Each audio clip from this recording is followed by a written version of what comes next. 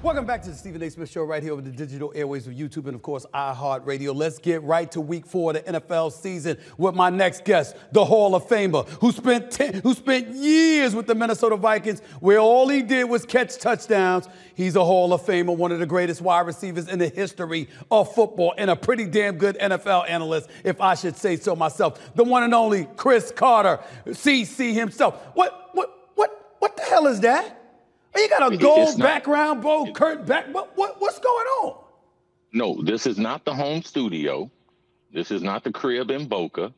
I'm on the road in Paris with my wife.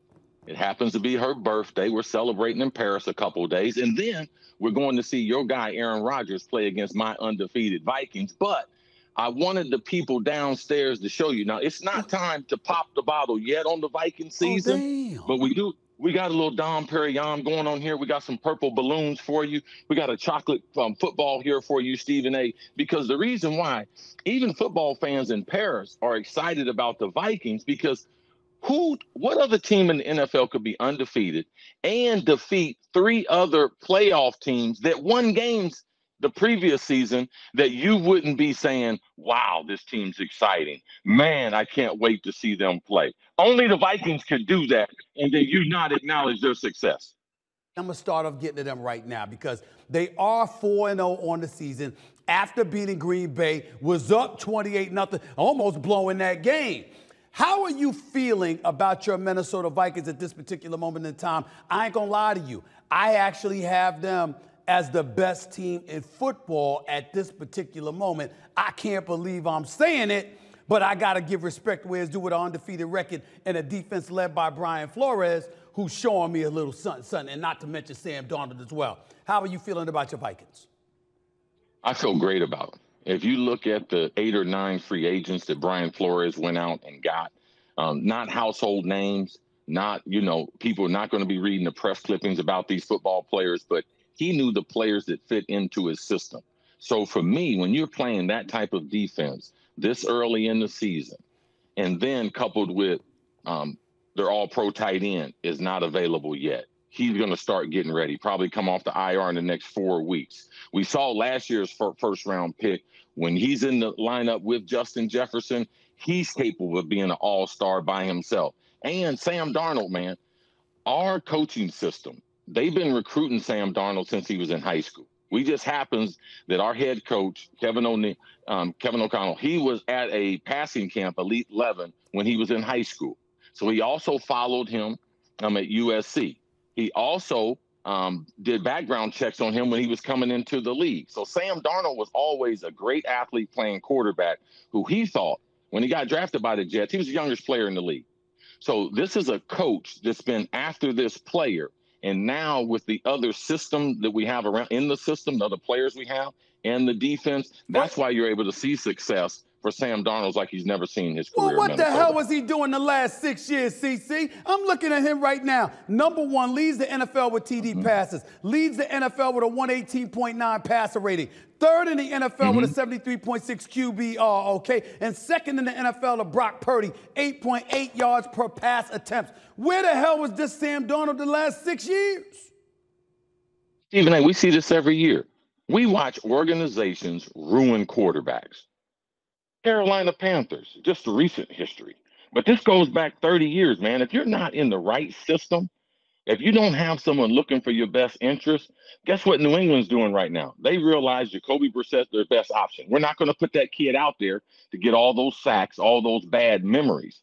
Very few of our elite quarterbacks come back from getting pounded when they're earlier in their career. Troy Aikman did it. Yes.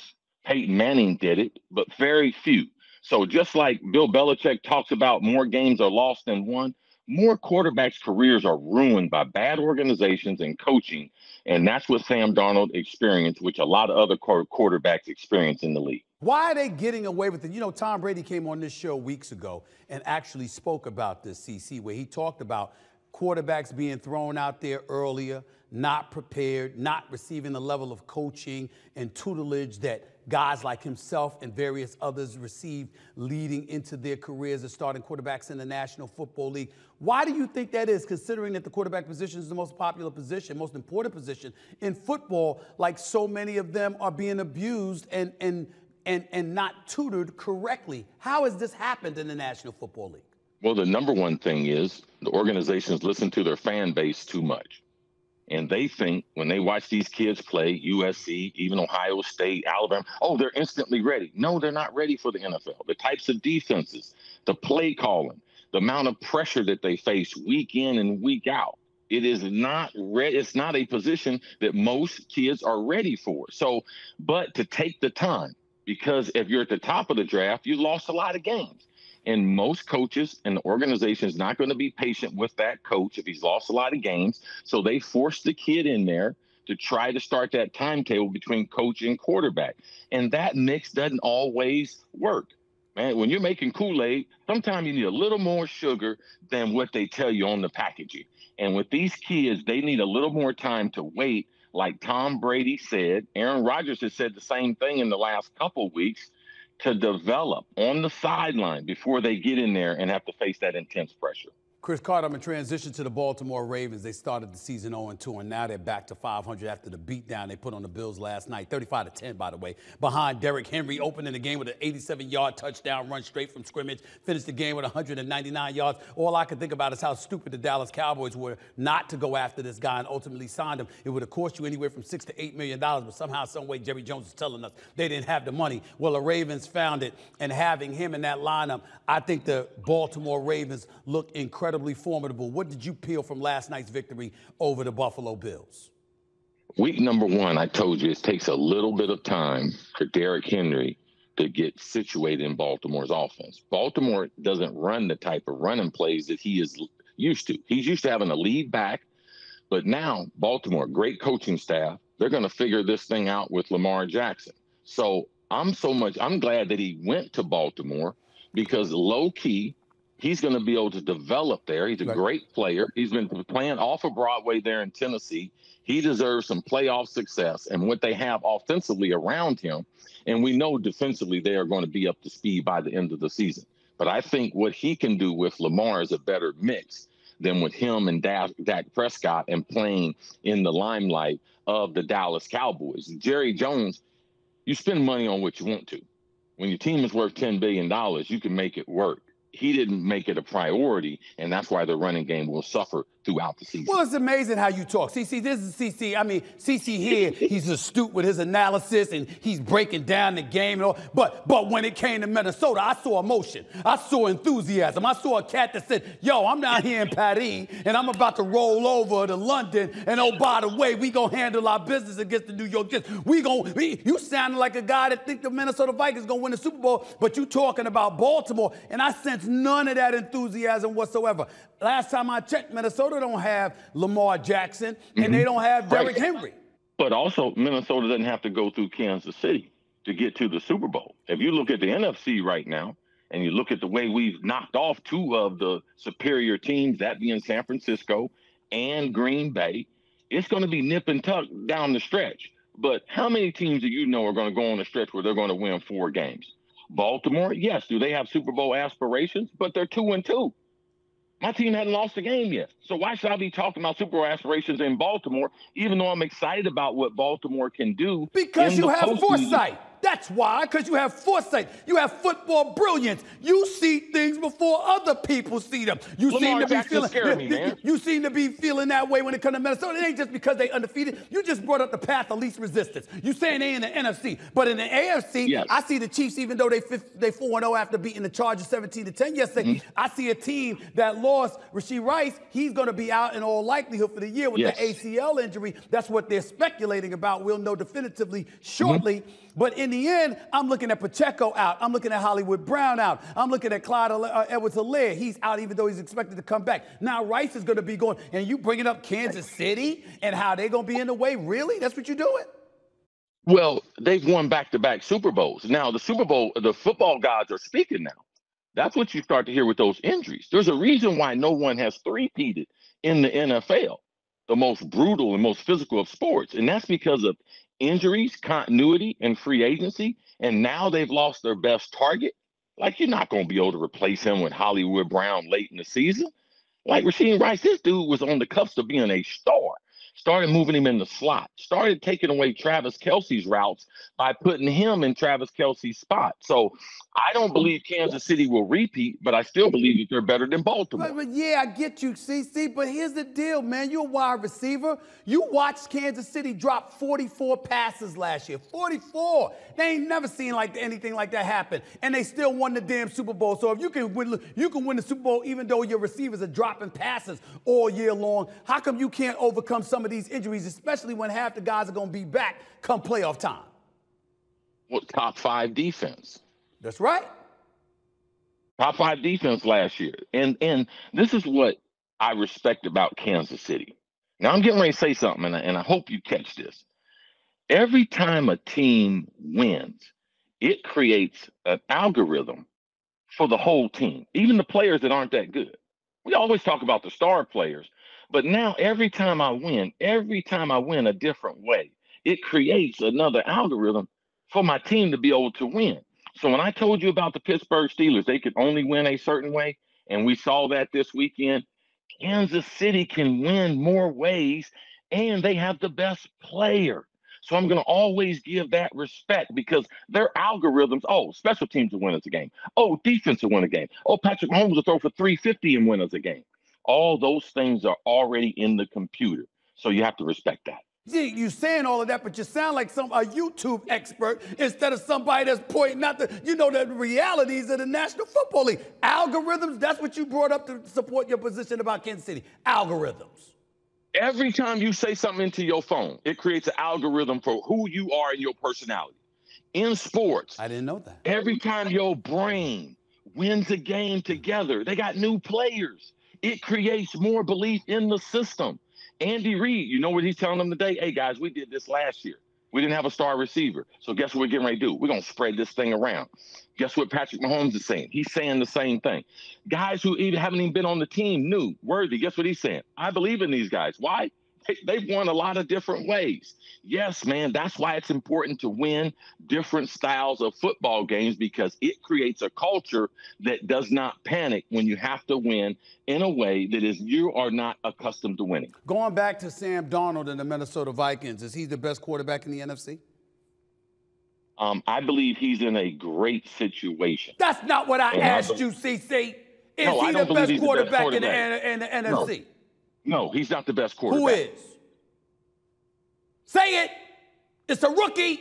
Say it. Say it. Get it out your system. Say it. Say it, man. Man, there's a kid in Washington. Thank you. Special. And I'm going to take you back to this, man. Okay. When he was a freshman playing with one of our friends, when he was on Herm's team at Arizona State, he started as a true freshman. Right. And you wondered, wow, man, he's awful lean to be a quarterback. Is he going to grow into that body? To me, I always felt like he was a better passer than anyone in college football. And I thought he was the best runner. I thought he was better than Caleb last year, man. I don't know what Chicago was thinking about by not looking at this kid.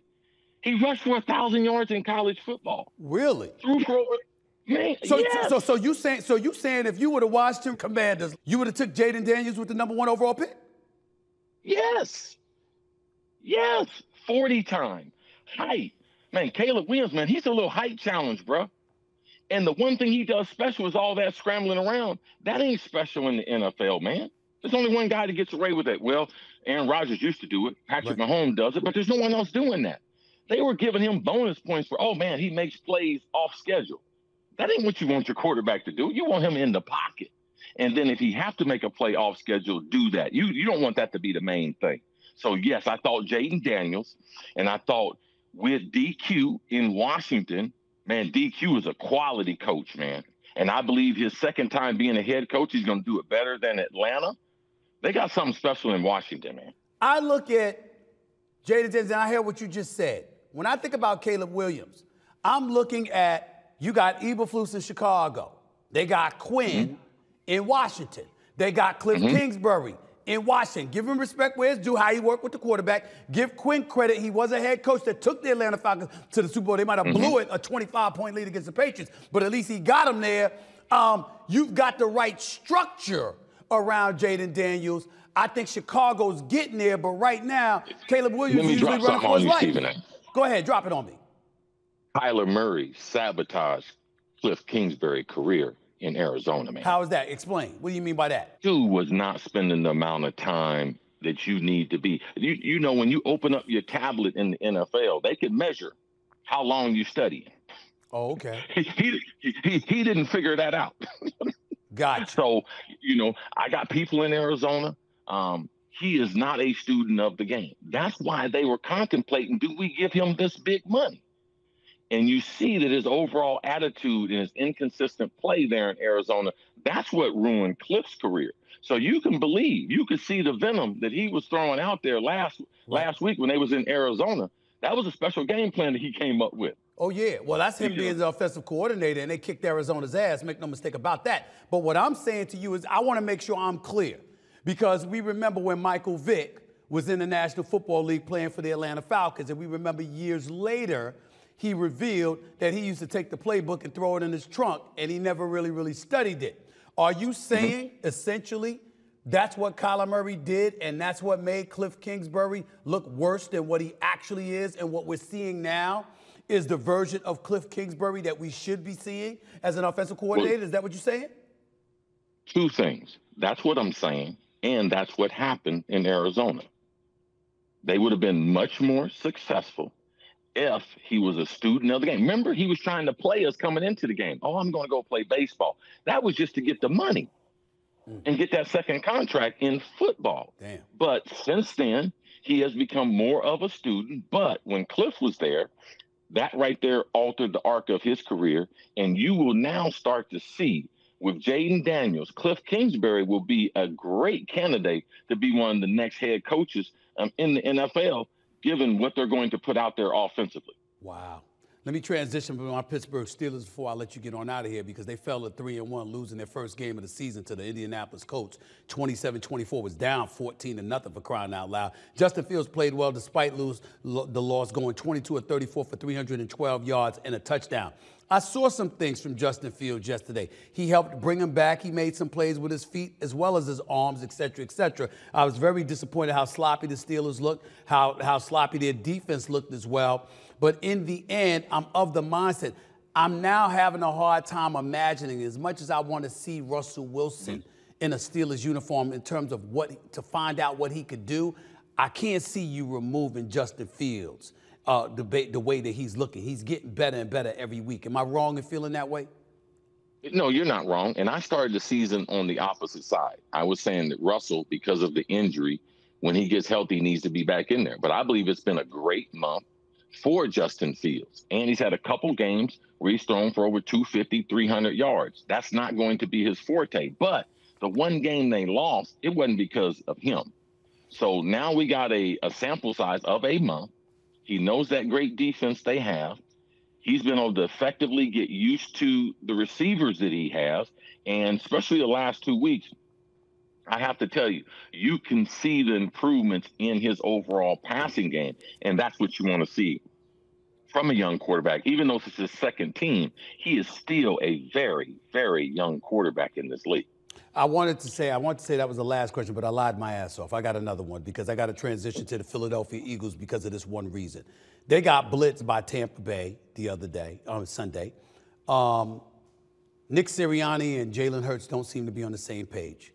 I'm having a hard time holding Nick Sirianni completely accountable. I know that last season when he had lost both coordinators after they went to the Super Bowl and lost to Kansas City, that they got exposed a bit.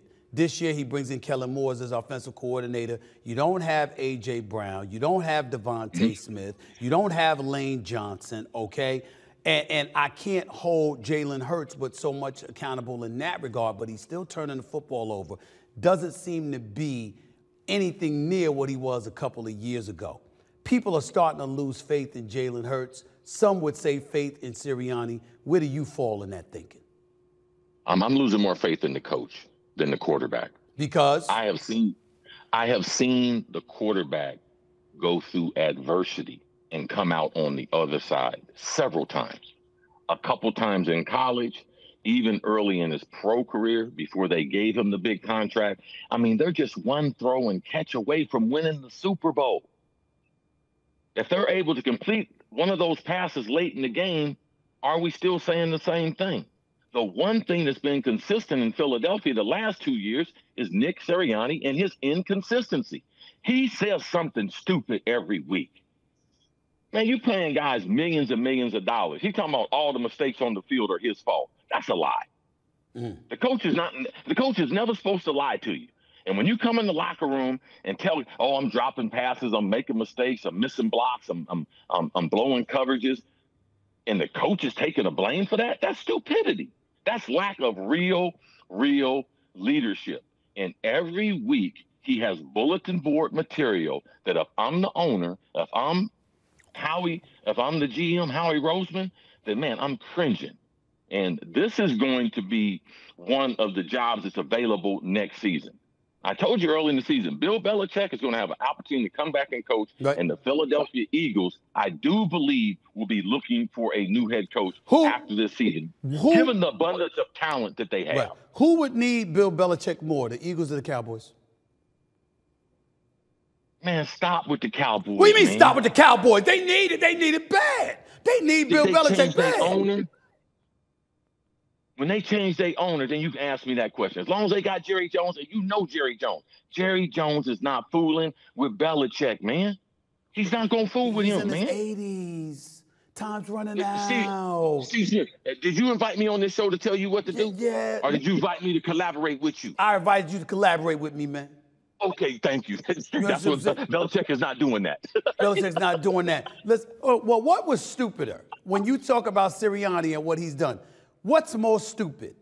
Him doing what he did, taking all the blame when obviously it should be allocated to other individuals, or Baker Mayfield opening his damn mouth and talking about Tom Brady and how tight he had the Tampa Bay Buccaneers, and it's a looser environment because, I'm paraphrasing here. He basically talked about how Tom Brady weighed heavily on the team. I'm like, this is a 7-time Super Bowl champion who, by the way, delivered a championship to that organization you play for. What the hell was Baker Mayfield thinking, uttering those dumbass words out of his mouth?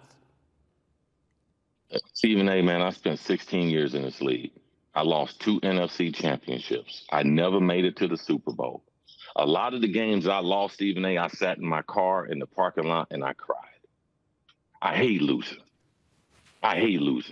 Man, I would have loved to have been miserable with Tom Brady for 1 year, man. I would have loved to have a dude, man, that at the end of the game, he going to make 3 or 4 throws that can't nobody else make. I would love to have a dude say, hey, man, if you run a little bit after practice. Hey, man, maybe if you eat a little bit different. Hey, man, maybe if we stay a little bit of this coverage. Hey, man, man, do you really want to win, Chris? Man, I wish I would have had that. Baker Mayfield sounds like a fool, man. I couldn't believe he said it. I couldn't believe, especially since you playing for the same organization and you ain't been to an NFC championship game. You've been in the league for 7 years. You beat Pittsburgh in the playoffs once when you were with Cleveland. You beat the Eagles last year with Tampa. But you ain't never even been to a conference championship game. And you would say that about a 7-time Super Bowl champion. I thought Tom Brady was very appropriate when he ended it by saying, I thought it was about winning championships. He said, this isn't daycare. You said, I want to have a good time. I'm taking my kids to Disney. We trying to win. I was like, I couldn't believe Baker Mayfield said that, bro. I really couldn't. But your attitude will determine the arc of your career. Yeah. And there's a difference between Baker Mayfield and Tom Brady. And I'm talking about it's a huge difference between the two. How they wake up on a daily basis, even today, is very, very different. None but respect for the GOAT and Tom Brady, bro. No doubt.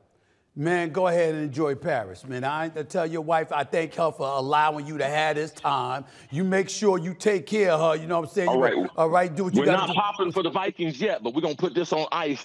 On February, we're going to get back to it. Last time I checked, you did play for the Eagles. It wasn't just the Vikings. I mean, damn. Listen, man. The Eagles cut me. I ain't got no love for the Eagles, man. Okay, now it's different if somebody release you, then they bring you back and then make you wealthy, you know, like you did and everything. But man, go ahead and enjoy Paris, man. I'll see you next week, bro. Enjoy Patty. One and only Cris Carter right here, man. That's how it goes with that boy. That boy crazy. That man crazy.